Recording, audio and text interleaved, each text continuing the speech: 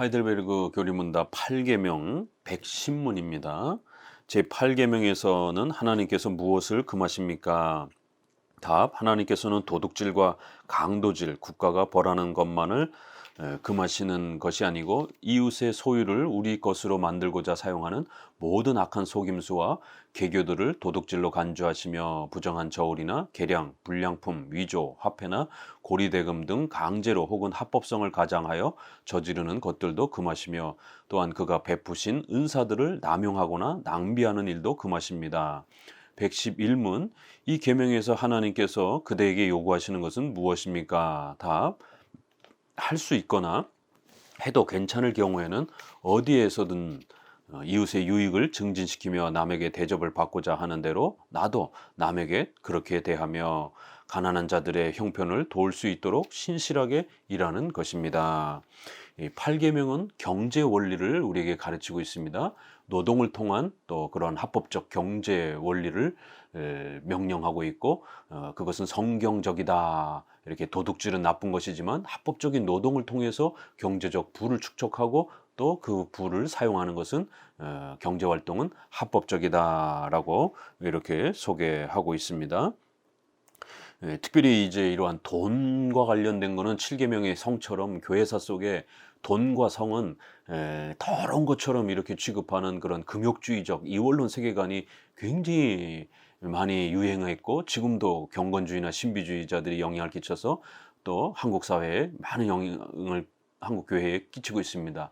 또 한국 사람들은 유교 문화 때문에 이런 돈, 성 이런 것들 아주 더러운 것처럼 이렇게 취급을 하기 때문에 기독교인들에게 있어서 이 경제활동, 돈에 대한 올바른 가치의 정립이 매우 중요합니다. 특별히 근대 사회에 있어서 이 돈과 관련해서 또 아주 극단적으로 회피하고 적대시했던 또 이러한 돈을 죄악시 취급했던 또 그러한 이데올로기가 있죠. 공산주의 이런 사회주의는 아주 이 돈에 대해서 적대감을 나타내면서 그렇게 또 공격적인 태도를 취했습니다. 그래서 한편으로는 이렇게 돈을 죄악시 취급하는 공산주의나 또 유교주의와 같은 이러한 금욕주의적인 또 이러한 또 기독교의 금욕주의와 같은 이원론들 또 반대쪽으로는 돈이 마치 하나님의 복의 구원의 어떤 증표인 것처럼 또 돈만이 인생에 있어서 전부인 것처럼 이렇게 취급하는 기복주의 물질 만능주의, 배금주의 이러한 또 형태도 조심해야 됩니다. 양극단을 조심하고 우리 성경에서는 돈을 수단으로 이렇게 우리가 생활을 해나가는 데 있어서 하나님이 주신 생활의 수단으로 이렇게 해석을 합니다.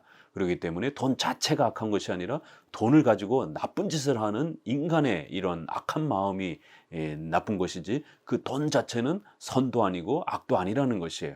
우리가 생활을 하는 수단이라는 것입니다. 그렇기 때문에 돈에 대한 이러한 아주 중요한 개념을 바르게 정립을 해야 되고요.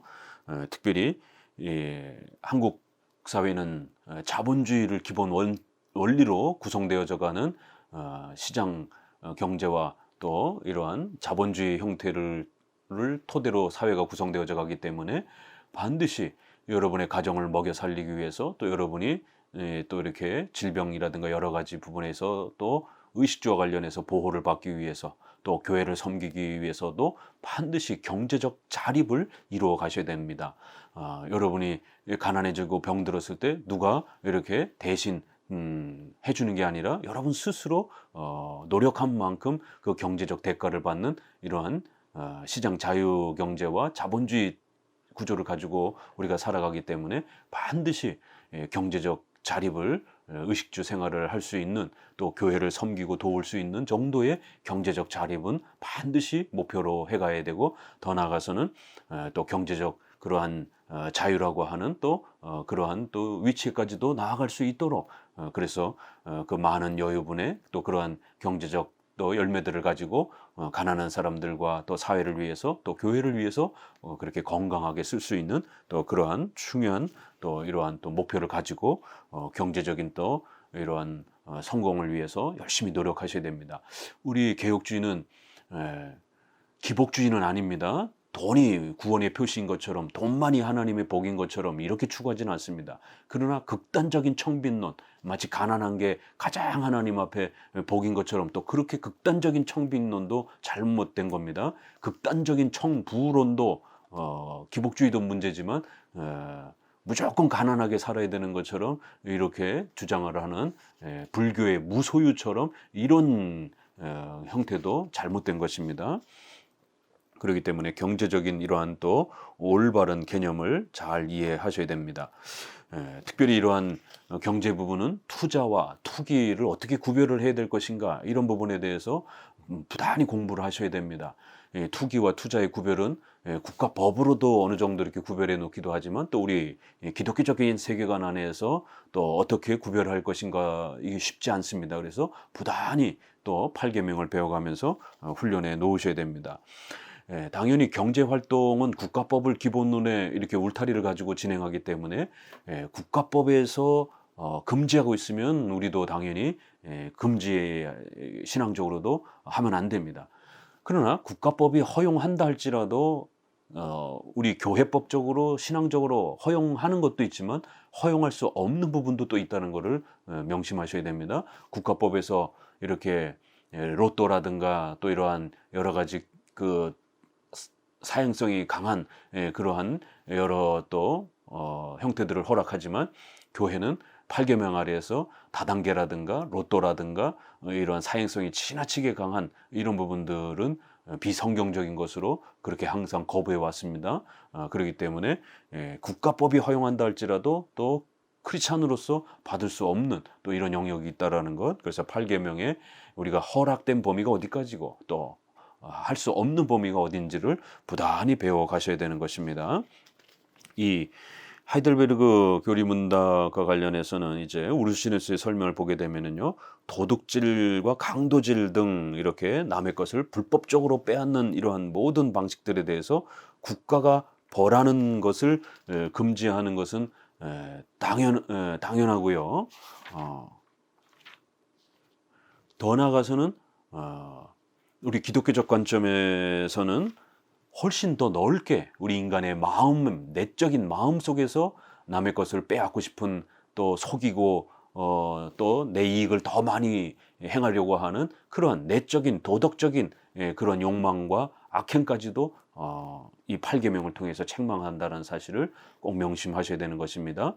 이웃의 소유를 우리의 것으로 만들고자 하는 모든 악한 속임수와 또 이런 계교까지도 도둑질에 포함시킨다라는 것입니다. 그리하여 부정한 저울, 또 치수라든가 불량품, 위조화폐, 고리대금, 또 강제로 또는 합법성을 가장하여 저지르는 여러 가지 그러한 또 사회적인 또 일들, 이런 많은 부분들에 있어서 조심해야 된다라는 겁니다. 또 하나님이 우리에게 주신 각자의 좋은 재능들과 은사들을 이렇게 낭비하는 것도 그렇게 죄가 될 수 있다라고 이렇게 엄히 8계명에 또 금지되어질 수 있는 부분들을 제시하고 있습니다. 111문에서는 그러면 더더욱 여기서 이제 긍정적으로 요구하는 것은 무엇이냐라고 했을 때 부정적인 걸 한번 설명하고 긍정적인 걸 또 한번 설명합니다. 그럴 때 이제 도둑질하지 말라는 계명 안에는 두 가지가 있죠. 하나는 합법적인 노동을 통해서 소유를 얻으라는 것과, 그 소유 얻은 것을 나만을 위해서 쓰지 말고 내 가족만을 위해서 쓰지 말고 우리의 이웃들, 가난한 사람들, 또 교회를 돕고 섬기는 또 그런 나눔과 구제의 또 이런 적극적인 명령도 명령되어지고 있다라는 거예요. 그래서 할 수 있거나 해도 괜찮을 경우, 이렇게 분명히 좀 더 우리가 경제활동과 관련해서는 할 수 있는 이러한 부분들, 또 해도 괜찮은 경우, 또 이렇게 허락되어진 또 이러한 경우, 경제활동은 또 이렇게 좀 더 OX 문제가 아니라 중립적인 것들도 많습니다. 성경에 우리의 사회의 경제활동의 모든 부분들을 다 명시해 놓은 건 아니기 때문에 그렇습니다. 또 성경에 무슨 자본주의라든가 시장 자유 원리라든가 이런 것들을 명시해서 구체적으로 이렇게 소개하는 그런 방식은 아닌 것입니다. 중세시대도 봉건시대도 또 근대 또 이러한 사회 속에서도 여러 경제 활동들이 일어날 수 있고 그 구조 안에서 다양한 또 경제 활동들이 또 이렇게 펼쳐져 갈 수 있는 것입니다. 그래서 성경적으로 명백하게 죄가 되는 OX의 문제도 있지만 당대의 또 국가 질서 아래에서 또 이렇게 어느 정도 허용되고 상식적인 범위 내에서 또 중립적으로 접근할 수 있는 또 그런 많은 경제 활동들이 있습니다. 그것은 이렇게 또 교회법 안에서 노회나 총회와 같은 교회의 질서단체 권한을 가진 그런 또 기관에서 방향을 잡아주기도 하고, 또 사적인 것은 또 가정 안에서 개인이 그렇게 결정할 수도 있는, 이렇게 해도 괜찮은 이러한 아디아포라와 같은 중립적인 허용된 또 이러한 또 범위, 이런 부분들을 잘 고려해 가면서 우리의 이웃을 증진시키고 또 우리 자신을 또 이렇게 잘 발전시켜 갈 수 있는 경제적 이득을 또 노력하라는 것입니다. 그러나 할 수 없는 것, 남에게 보증을 쓴다든가 이런 거는 하면 안 된다라는 겁니다. 또 해도 괜찮지 않은 이런 또 부분들은 좀 더 조심스럽게 또 잘 우리가 살펴가셔야 된다라는 겁니다. 그러면서 마태복음 7장에 있는 것처럼 남에게 대접을 받고자 하는 대로 너희도 그렇게 행하라. 이게 기독교의 윤리의 황금률입니다. 내가 어떤 것을 받고 싶으면 반드시 너도 그렇게 주라는 거예요. 너가 받기 싫으면 반드시 남에게도 그렇게 해를 끼치면 안 된다라고 하는 이런 동일률 법칙이랍니다. 동일률 법칙 이라고 이렇게 표현합니다. 그래서 내가 받고 싶으면 받고 싶은 만큼 해주고, 내가 받기 불편하고 힘든 거면 남에게도 그렇게 함부로 요구하면 안 되는, 이러한 동일한 방식으로 주고받으라라고 하는 이런 기독교 윤리를 항상 기억하면서 가난한 자들의 형편을 도울 수 있도록 신실하게 일하라는 노동의 이러한 명령이라는 겁니다. 그래서 우리 노동을 더럽거나 악한 것으로 취급하지 않고 합법적인 노동은 우리의 의식주를 꾸려가고 또 가난한 이웃들과 교회를 섬길 수 있는 소중한 그런 하나님의 선물로서 해석하고, 거기서 발생되는 이러한 돈과 경제적 열매의 이러한 가치들을 우리는 무슨 불로소득이라든가 이렇게 악하게 취급하지 않고 합법적으로 이루어가는 것이면 얼마든지 이렇게 사유재산에 대한 부분들을 존중하는 것입니다. 우르시누스의 설명을 좀 더 보면은요, 이 계명은 재물과 소유의 구별을 인정하며 확인한다. 이렇게 재물과 소유의 구별을 인정한다. 웨스트민스터 26장에도 보게 되면 사적 재산과 소유권을 반드시 우리는 인정한다라고 하면서 절대로 재산을 공유한다든가 이러한 것들을 강제라든가 또 이렇게 강요해서 진행하면 안 된다라고 아주 엄중히 경고합니다. 이런 면에서 오늘날 진보적 정치 신념을 가진 사람들이나 또 그런 진보주의의 정치에 함몰된 또 그런 개혁주의자들이 공동재산, 공유재산, 토지 공개념, 이제 이런 거를 주장하면서 자꾸만 사적 재산에 대한 부분들을 아주 적대시하고 이렇게 공공재산 개념으로 자꾸만 이렇게 끌고 가려고 하는 것은, 이거는 공산주의와 사회주의에서 들어온 그러한 절대 경제적 평등이라고 하는 이러한 악한 세계관에서 들어온 거기 때문에 이건 잘못된 것입니다. 성경은 분명히 재물과 소유의 구별을 인정하고 허락하고 있다는 겁니다. 이 계명의 의도는 하나님께서 생명의 유지를 위하여 각 사람에게 주신 재물 혹은 소유를 보존하게 하고자 합니다. 하나님이 각 사람에게 재물과 그 소유를 주셨다라는 겁니다. 그래서 부모로부터 물려받은 재산도 그렇고 또 자기 자신이 또 어떤 여러 방식으로 얻은 또 그러한 재물과 재산도 그렇고 하나님이 주신 것으로 그렇게 취급한다라는 겁니다. 고대에는 더더구나 또 이렇게 봉건사회라든가 이런 데는 전쟁이라든가 또 다양한 어떤 형태를 통해서 또 이렇게 재산을 토지나 재산을 얻었을 때 그러한 부분들이 또 이렇게 자식에게 계승이 될 때 이런 부분들을 일정 부분 우리는 인정하는 것이에요.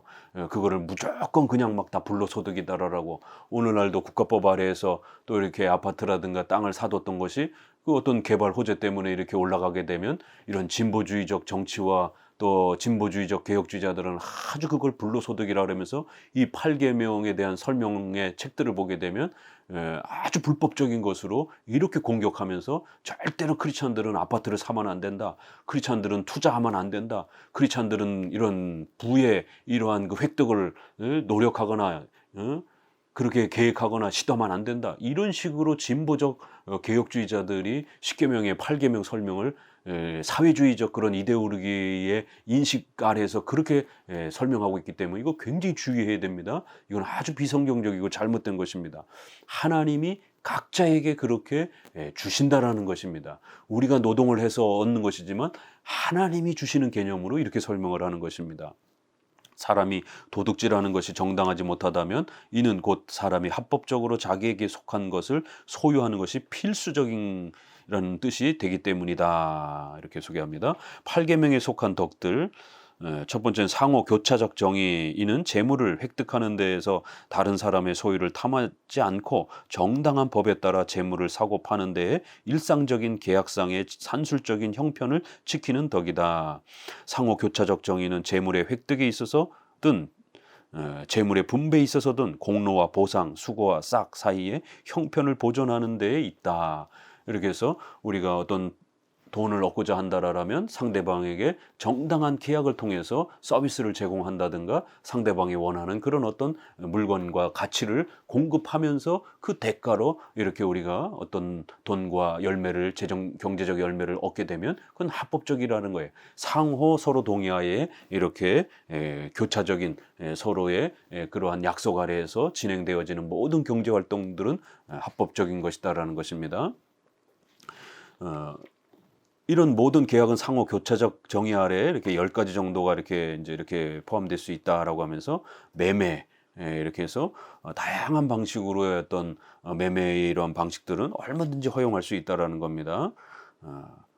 차용, 또 이렇게 동등한 가치를 지불하고서 특정한 물건의 사용권을 넘겨받는 또 이런 계약, 또 대여, 빌려주는 거, 또 기부, 교환, 또 임대, 또 보증물, 담보, 또 신탁, 소유권이나 이런 사용권을 넘기는 것이 아니고 그저 그 물건의 보관을 맡겨두는 그런 신탁 개념, 또 그다음에 협력, 또 소작, 이렇게 농사를 짓기 위해서 소작하는 그러한 형태, 이런 다양한 경제 활동들이 허용될 수 있다라는 겁니다. 이 정도 설명했지만 오늘날 개념 아래에서 보게 되면 벌써 500년이 400년이 지났기 때문에 현대의 또 이러한 발전된 경제 개념 아래에서 우리 기독교적 관점 아래에서 또 국가법 아래에서 허용되어질 수 있는 또 많은 부분들이 있는 겁니다. 또 그런 부분들은 또 우리가 부단히 또 연구하고 또 살펴가셔야 되는 겁니다.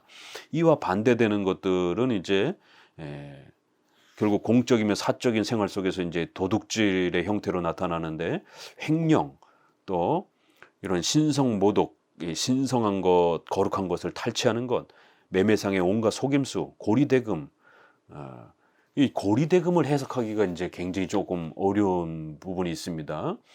이제 왜냐하면 진보주의와 이러한 진보적 정치 신념의 이런 사회주의의 이러한 그 구조를 따르는 진보 정치관을 추구하는 사람들이나 또 그거를 또 쫓아가는 그러한 그 진보적 개혁주의 이러한 또 형태, 또 자유주의를 표방하는 이러한 또 자유주의 신학자들, 이런 사람들은 이 고리대금을 지나치게 확장을 해서 정당한 그러한 노력과 이러한 형태를 통해서 얻는 것까지 전부 다 고리대금처럼 해석을 하고 그걸 불로소득처럼 해석을 해서 일반 시민과 이런 성도들이 재산상의 또 이러한 경제적 어떤 투자의 이런 형태들을 통해서 좀 더 이러한 그 일상적인 어떤 업그레이드보다 조금 더 이렇게 경제적 가치가 업그레이드 되면 아주 그냥 조금만 더 업그레이드 돼도 그걸 무조건 다 불로소득이라고 비난하면서 어떠한 투자의 행위도 다 금지시키려고 하는 이제 이러한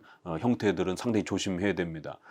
고리대금이라고 하는 해석은 국가법으로도 이렇게 들여다봐야 되고, 또 우리 크리스찬의 상식적인 범위 내에서도 어느 정도까지가 고리대금이냐 불로소득이냐라는 부분을 이렇게 살펴서 적절성을 갖춰야지, 무조건 이렇게 어떤 투자에 이윤이 생겼다면 그걸 노동의 어떤 그러한 대가가 지불되지 않고 소위 말해서 노동소득만 진보주의자들은 인정을 하려고 하고, 자본, 돈을 이렇게 불리는, 이자를 통해서 투자를 통해서 돈을 버는 이러한 모든 자본소득에 대한 부분들을 아주 죄악시 취급합니다. 자유주의자들도 그렇고 또 진보적 이 개혁주의자들도 비슷한 폐쇄적 경제관을 갖고 있기 때문에 결국 이런 식의 경제관이면 성도들은 아주 극단적으로 가난해지게 되는 이런 자본주의 사회에서 돈을 죄악시 취급하고 투자를 죄악시 취급하는 이러한 세계관에서는 성도들은 가난해질 수 있는 이런 심각한 또 피해가 발생할 수 있기 때문에 우리 장로교처럼 이렇게 투자의 건전한 합법적인 투자는 하나님 앞에서 허락될 수 있는 것으로 해석하는 이러한 해석이 굉장히 중요합니다.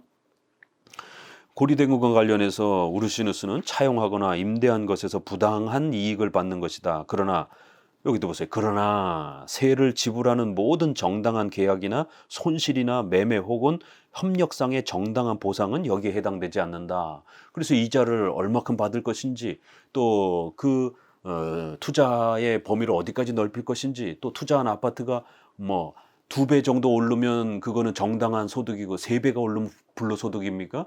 그렇게 함부로 정할 수 있는 것이 아닌 것입니다. 고리대금과 관련하여 많은 의문점들이 있는데 종교개혁 시대에도 이걸 굉장히 신중하게 접근을 하는 것입니다. 이에 대해서 우리는 그리스도께서 세우신 법칙에 따라야 판단해야 할 것이다. 무엇이든지 남에게 대접을 받고자 하는 대로 너희도 남을 대접하라. 이게 이제 참 놀라운 접근인 것이죠. 이런 구절들이 이러한 고리대금을 해석하는 구절로도 연결될 수 있다라는 것을 우르시누스가 또 이렇게 예를 들어주기도 합니다.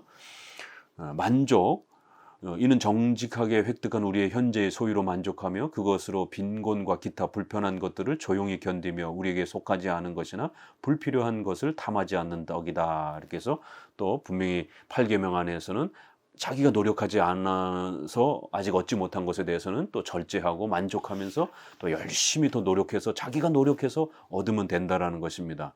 이렇게 만족, 절제, 또 신의, 다른 사람의 손실과 박탈에 대해서 걱정하고 염려하며 그런 상태를 변화시키기 위해서 힘쓰며 또한 우리의 적절한 직업에서 우리에게 맡겨지는 갖가지 의무들을 기꺼이 부지런히 행함으로써 우리와 우리 가족들을 지탱시키는 데 필요한 것을 소유하고 또한 다른 이들의 부족한 것들을 공급해 줄 수 있는 것도 소유하여 결국 하나님께 영광을 돌리고자 하는 덕이다. 그래서 우리 자신도 가족들도 부양해야 되지만 가난한 이웃과 또 교회라고 하는 또 이러한 소중한 또 일들을 섬기기 위해서는 일정한 부분 또 이렇게 다른 사람들의 손실에 대해서 걱정하고 또 이렇게 그러니까 얼마든지 투자에 대한 부분들을 허락하는 겁니다. 우리 자신과 타인의 손실을 걱정하고 더 그 경제적 또 열매가 풍성해지도록 노력하고 공부하고 열심을 해서 또 그렇게 열매를 맺어가도록 해야 된다라고 이렇게 소개합니다. 그 다음에 너그러움, 이거는 이제 베푸는 그런 구제와 관련된 부분입니다. 그럴 때 이제 여기서 우리가 조심해야 되는 부분들은 또 이런 낭비, 사치, 낭비 이런 부분들은 또 성도들이 조심해야 된다. 그리고 또 큰 주제와 관련해서는 친절, 또 긍검 이렇게 해서 구제와 나눔과 관련하여 가난한 이웃이라든가 또 교회의 목회자들과 또 교회의 보존과 운영을 위해서도 또 이렇게 너그러움을 가지고 또 이렇게 도울 수 있는 또 그러한 여유가 있어야 된다라고 권면을 합니다. 이 재물에 관한 우리 논지에 대한 또 이제 반대자들의 그 논리에 답변을 하는데 여기 보면은 이제 벌써 종교개혁 시대 때도 이런 공동재산, 이 제세례파가 이런 주장을 했던 것입니다. 사도들은 모든 좋은 것들을 공동으로 소유했다. 그러므로 우리는 모든 것을 공동으로 소유해야 한다. 사도행전 2장 44절, 45절에 이렇게 바나바의 기부라든가 이런 거를 잘못 곡해하고 해석해서 공동재산을 주장을 했고 이걸 제세례파가 주장을 했던 겁니다. 이게 이제 근대에 와서는 사회주의, 공산주의에서 절대 평등의 이런 경제적 분배라고 하는 이런 경제적 분배 개념에 지나친 이러한 이데올로기에 함몰되었고 여기에 또 영향을 받은 개혁주의, 진보 개혁주의자들이 결국 이러한 공동재산이라는 개념 아래 이런 또 비슷한 주장들을 끌고 갑니다.